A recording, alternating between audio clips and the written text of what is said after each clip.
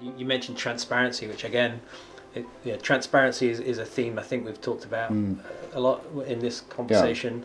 Resilience we've talked about a lot, and I think they're all interlinked, right? I think the more transparent the business, potentially the more resilient you can be, and that's certainly we're adopting that at SoftIron as key parts to the way in which we approach our business, not just how we design products, for example. Yeah, look, I think it's critical, and as we've gone through this shock of COVID, which has had a massive shock on the global economy. It's exposed many of the fragilities of the globally interconnected system. So that there's a clear, there should be clear considerations on how we can make future supply chains more resilient.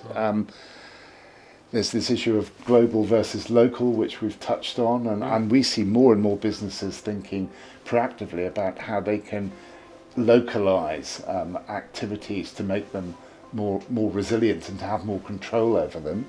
And I think the whole sort of Build Back Better agenda will focus on those sorts of issues. I mean, looking at supply chains and their fragility, looking at supply chains and trying to build in resilience, looking at business models and trying to build in resilience, making sure that you can demonstrate and be more transparent about what you're doing as well, and demand that same level of transparency from the people that you're dealing with. Absolutely. Whether it's your suppliers or whether it's the customers into which you're selling. So I think those trends will continue.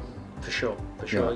We use a phrase at SoftIron, globally distributed but locally embedded. Yeah. And the idea is that we went through a period of globalization and everything was about globalization.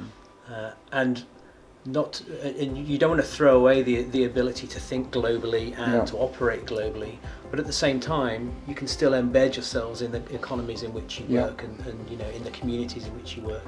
And that's what we're trying to create within the way we're organizing our business. And we think that, again, creates resilience and creates a more sustainable economy in those economies and a more sustainable business.